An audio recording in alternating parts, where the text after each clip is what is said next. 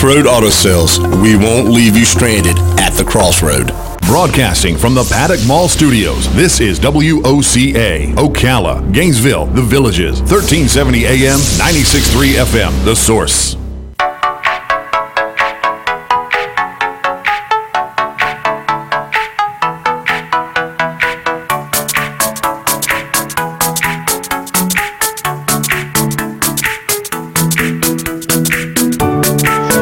All right, 24 minutes before 11 o'clock. Thank you for tuning in. Yes. Last week we had a really horrible thing happen. A plane crashed on Highway 200. Mm-hmm. The two people on the airplane died. One person in a car was injured, but I think he's doing okay. And many, many people happened to be at that place at that time.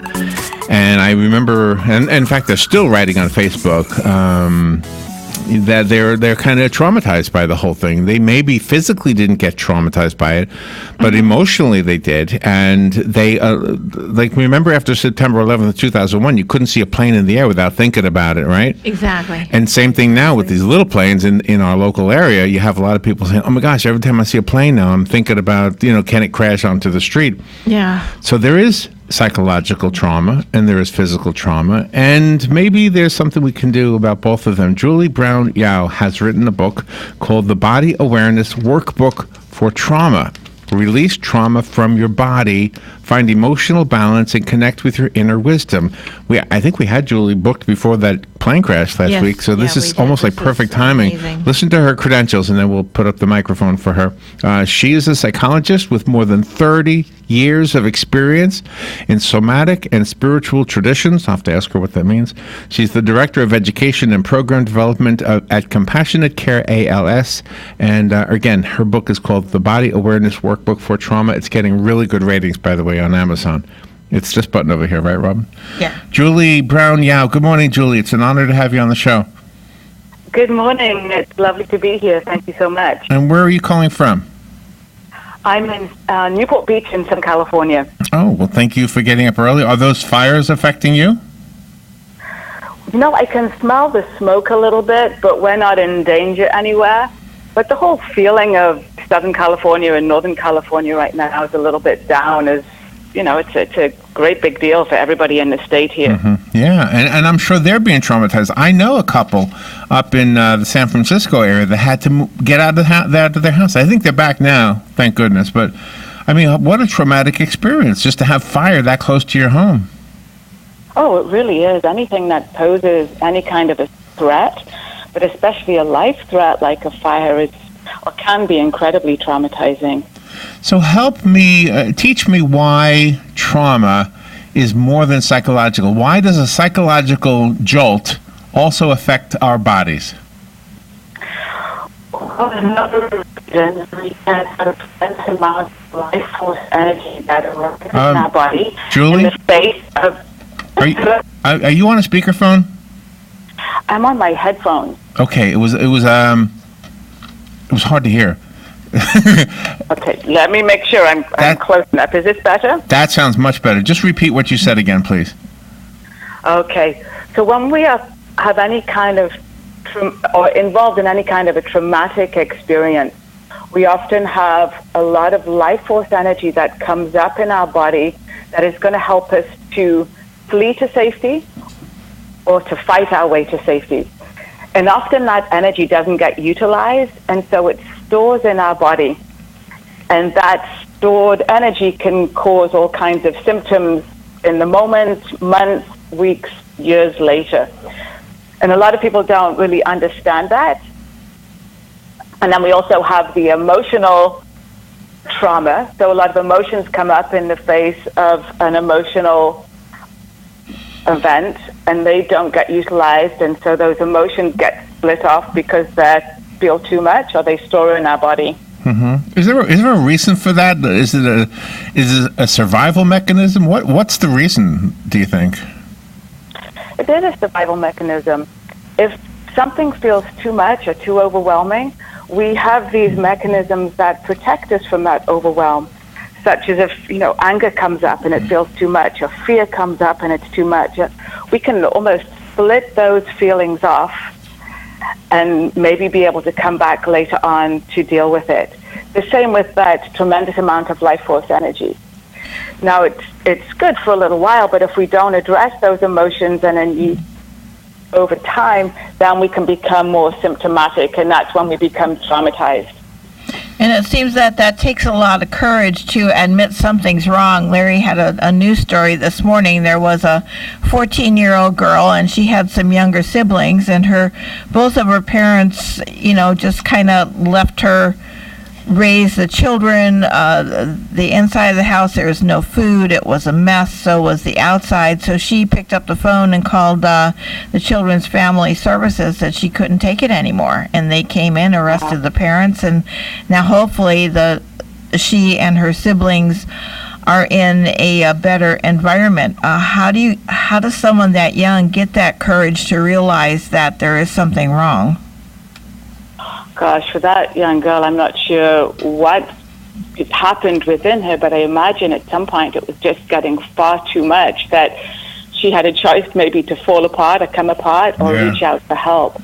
Unfortunately, she reached out to help. And will she herself then start experiencing PTSD since that part is over, but it's still within her memory and heart? It always depends on the help that we receive during the trauma and right in the days, weeks, months following.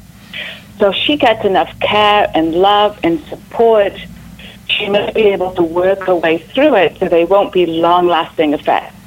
I'm sure it'll always be very sad, but the trauma may not embed within her system.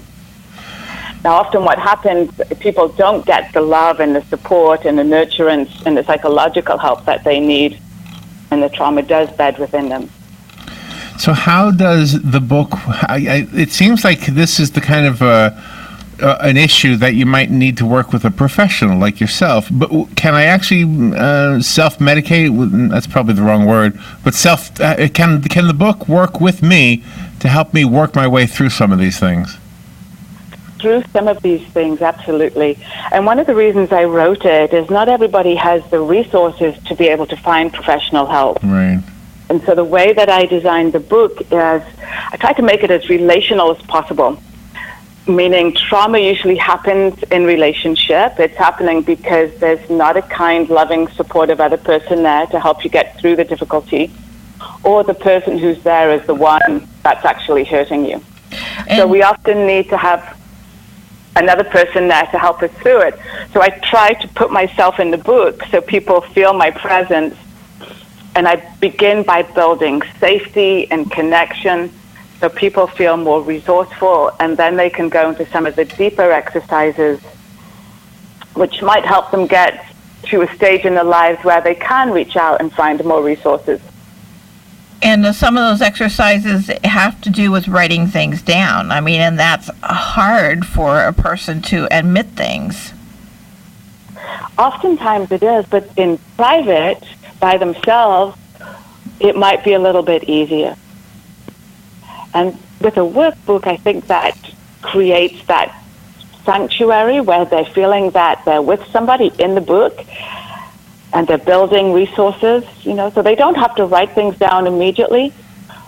But what might happen is, as they're reading the workbook, they might feel a little bit normalized with what's happening within them. I want to give you an example of something that might have happened accidentally that helped.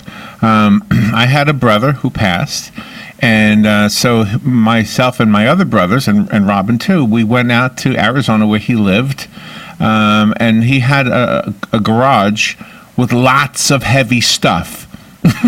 And so while we went out to mourn his loss, we also had some work that we had to do, very exhausting physical work, let me tell you. But the point I'm trying to get at, I'm being a little bit silly here, but the point I'm trying to get at is that all of that physical work, working as a team, all of a sudden we felt, oh my gosh, the whatever trauma we were feeling from his passing, the sadness was still there, you could say, but it was kind of therapeutic, you know what I mean, to be moving stuff, to physically be doing stuff. Is that an example of what we're talking about? I imagine what was more profound for you all was the connection of doing something together and feeling that rapport between one another. So you're not by yourself. If you were by yourself, it might have not felt so good, but there's other people there. You don't feel isolated. So often in trauma, we feel isolated, but when we're with others and others are feeling something with us, it's easier to heal. So I don't know if the physical exercise in itself is healing. Sometimes it can be a behavior that helps us balance. So we go into grief, and then we can do something else, and then we can come back to the grief, and then we can do something else, so we don't get so overwhelmed. Oh, you make the awareness to individuals in the book about the different symptoms that it can be physical, and you might not even think about those symptoms as being related to trauma. That's right. A lot of people suffer with what we call developmental trauma, so trauma that either began in utero, the birthing process, or the first 10 to 12 years of their life.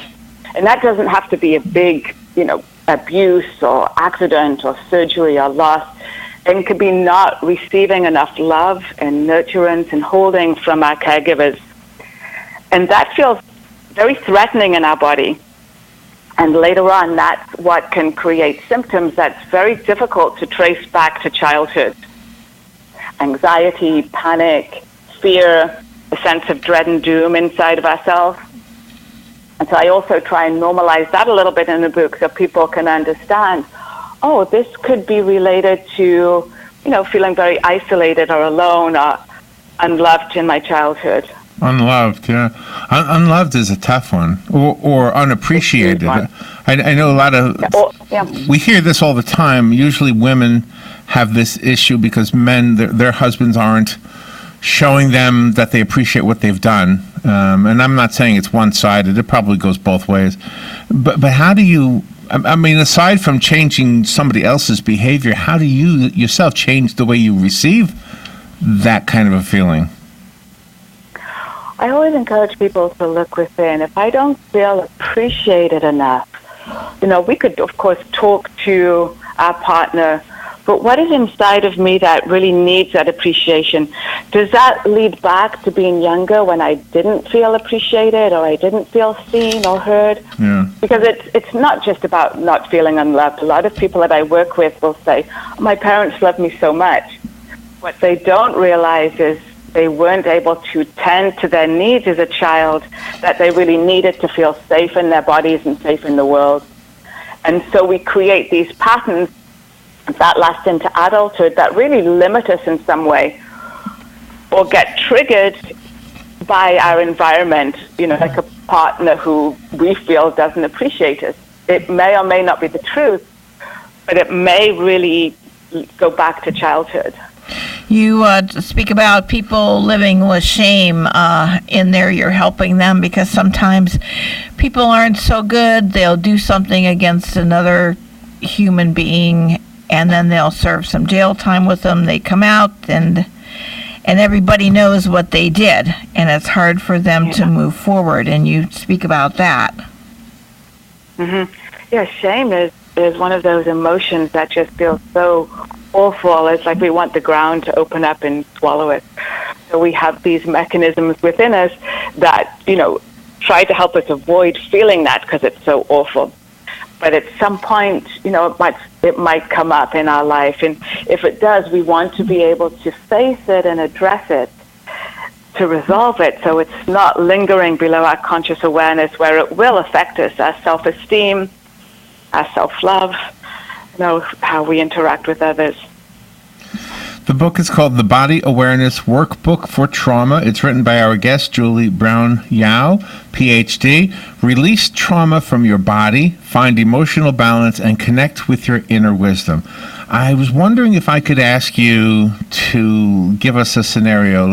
Maybe somebody you've worked with and what you told her, or somebody. Let's do that. Can you give us an example of something somebody was going through and how you were able to help them? Well, somebody I was just working with recently has a very successful life.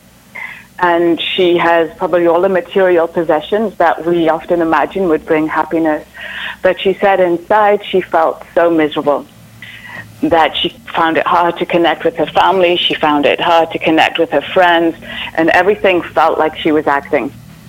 And when we traced it back, we found that in childhood she was really ignored a lot by her parents. They were super busy. She found herself alone a lot. So a lot of the work that we did began to work on feelings of not being seen, not being heard, feelings of being neglected, that really affected how she felt about herself. So there's lots of exercises and different ways that we can go inside and begin to address and face those issues and those fears. And once they resolve, we start to feel better about ourselves. So would the book be a good workbook, for example, for a teacher who's got 30 students and she's got to kind of, she's got to be a counselor. She's a teacher, but you know what a teacher goes through. I mean, they really have some students that they counsel as much as they teach. You know what would be wonderful for teachers is to look through the book and pick out some of the exercises that help create body awareness. I think it would be wonderful in schools for children to learn more about their body and the importance of being able to feel. Because that's the trouble, if we're in frightening events or challenging circumstances, often people are unable to feel what it is they're feeling, the sensations, the emotions, and so they don't get resolved. But if we are cultivating body awareness in school, it's going to help resilience for later in life. But it's also going to be a wonderful tool for teachers to be able to teach in a group with their students. Mm-hmm. Also, there's some exercises in there how to deal with anger. Some of the children are having anger issues. This can help them be able to contain it and resolve it as opposed to whipping it out or having anger turned back in against themselves. And you speak about identity. Sometimes people like to identify with what others are doing or try to be like that person.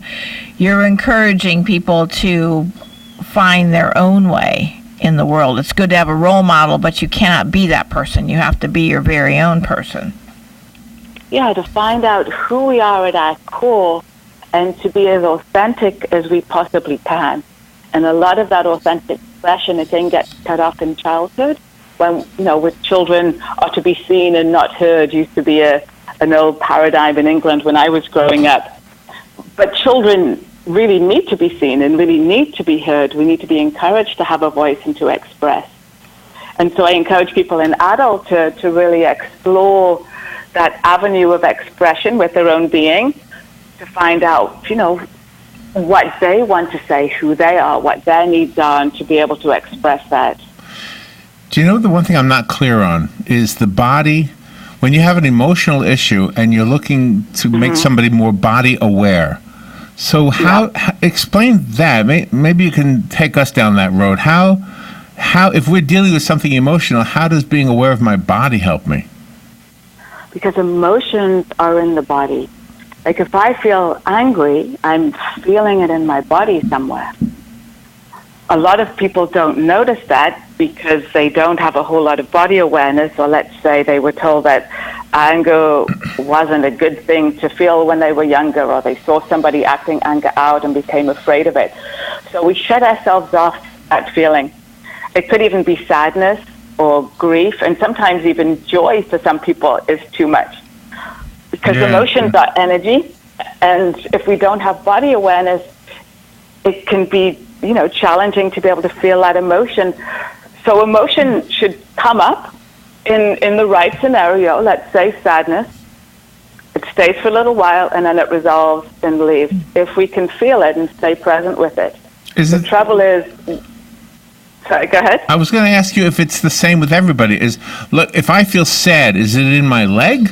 I mean, where is it? And and would it be in the same place as on your body? Well, that's what I always encourage to have body awareness about. So if you are feeling sad, Larry, you can say, okay, I'm feeling sad. How do I know I'm sad? Oh, there's like a contraction in my chest. And if I just stay with that, I can feel the sad a little bit more. And then at some point it dissolves and goes away. what happens if we're unable to feel it, it doesn't resolve. It stays underneath our conscious awareness, and over time, all of those unfelt emotions build up and are affecting us, probably in some negative kind of way, and can create all kinds of symptoms: anxiety, panic, nervousness, and so forth. You advocate in your workbook that a person has to do certain things so you can trust yourself before you can trust others, so you have good judgment. Well, I encourage to be able to be more in contact with ourselves, so in contact with our body, with our feelings, with our emotions, and so then we can begin to trust our own experience. It's really fascinating because a lot of times we don't think of the body and the emotions being connected in that way. So I think you're exploring something that most of us haven't thought about. The book, again, is called The Body Awareness Workbook for Trauma. I think we have a copy. Yeah, we have a copy here. If we have somebody who would like it, just call 622-9622, and I'll pick one caller at random, and it'll be waiting here for you. Julie, I found the book on Amazon. You're getting really good ratings. Do you have a website? I do. It's juliebrownyao.com. And Julie spells her name Julie Brown as it sounds, and then Yao is Y-A-U, juliebrownyao.com. So how are you doing? I mean, is it easier to help somebody else than yourself? You know, I've been in this field for so long, so I'm continually being aware of my own experience. So emotions come and go pretty easily. And I love working with other people because I feel so settled and grounded in my own body that whatever that person is going through doesn't affect me so much. I can feel it with them. And then I see people change so beautifully over time that I get a great amount of joy out of my work. Are women different than men in that regard? I mean, as far as taking care of the trauma through your body? You know, I don't find there's a difference so much. It really depends on our histories and our culture, on how we grew up. Trauma affects us all. So I don't know if I've seen a difference so much between men and women. No. Julie, thank you for taking time out of your day to talk to us about this. Congratulations on the book, and thank you for the work you've chosen to do. You're making the world a better place. Thank you, Julie. Thanks so much for having me. Have a great day. You're welcome. We'll be right back.